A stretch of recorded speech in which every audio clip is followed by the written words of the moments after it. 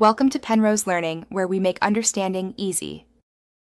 You start with safety.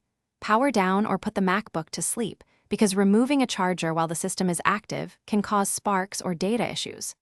Once done, disconnect any heavy items from the cable to eliminate tension. Make sure to inspect the connector and port for debris, bent pins, or fraying.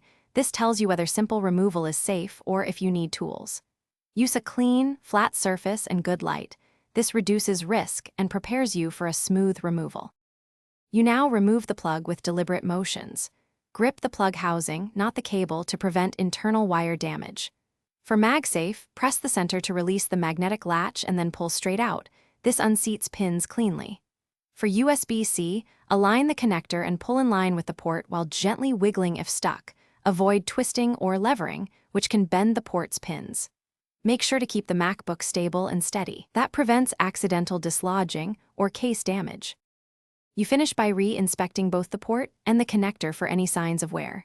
Clean them with a soft brush or compressed air if needed, because trapped debris often causes poor contact.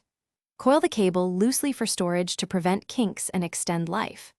If the plug is stuck, power off the MacBook, then try a tiny amount of 90% plus isopropyl on a cotton swab to loosen grime.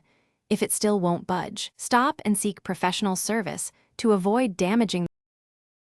Thanks for watching. If this was helpful, leave a like and consider subscribing. See you next time.